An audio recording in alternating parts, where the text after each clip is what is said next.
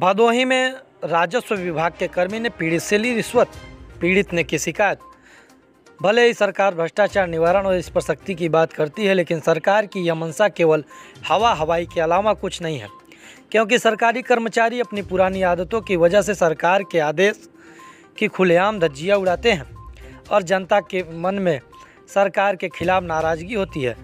एक खास बात और देखने को मिलती है कि कुछ एक मामले में जिम्मेदार अधिकारी को मामले की जानकारी होती है, इसके बावजूद भी कोई कार्यवाही नहीं होती और पीड़ित दर दर की ठोकर खाने पर विवश होता है। एक मामला भदोही तहसील के कंसरायपुर गांव का प्रकाश में आया है, जहां पर राजस्व कर्मियों ने पीड़ित से काम पूरा कराने के नाम पर मोटी रकम ली है और कई माह बीत जाने के बाद भी कोई कार्यवाही न हुई। पीड़ित संतोष कुमार दुबे ने बताया कि उनके एक ज़मीन की पैमाइश होनी थी, जिसके लिए उन्होंने 2000 का बैंक से चालान जमा किया और 20,000 नगद रिश्वत लेने के बाद भी क्षेत्रीय लेखपाल और कानूनगो ने बीते 8 अगस्त को पैमाइश की और 3 माह बाद भी अब तक तहसीलदार या एसडीएम के पास तक पैमाइश की फाइल नहीं पहुंची।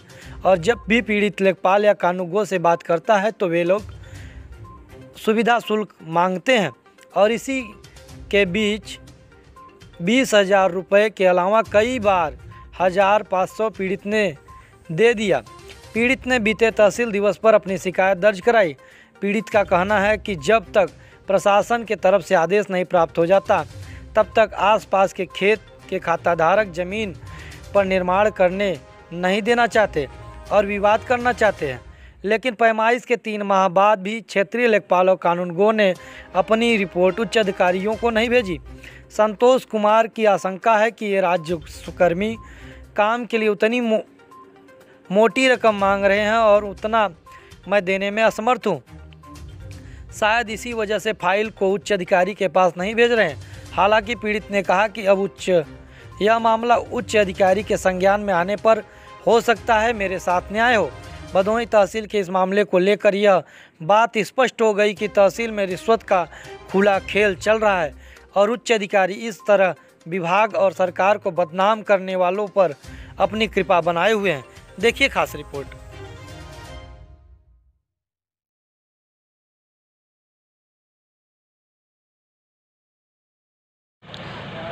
हमारा नाम संतोष कुमार दुबे है।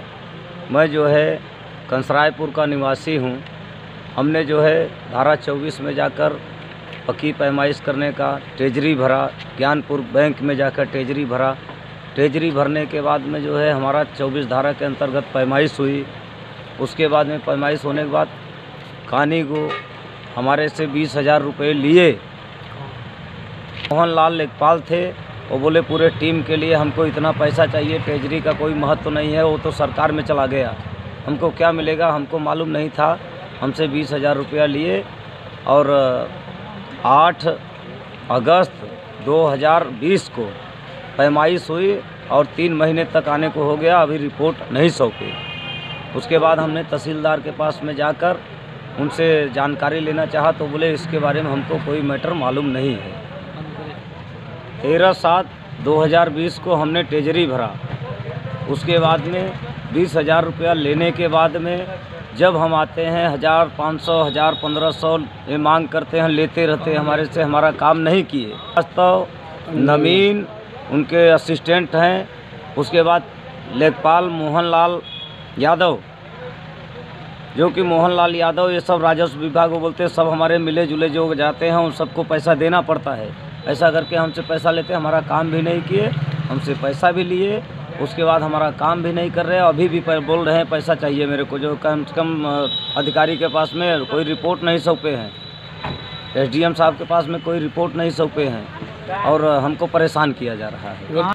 हमने तहसील दिवस में शिकायत किया, हमने एसडीएम साहब के पास, डीएम साहब के पास में जो है कि अपना लिखित जो है दरखास्त दे चुके, कई बार दरखास्त दे चुके, कोई अभी तक हमको कोई कार्रवाई नहीं हुई।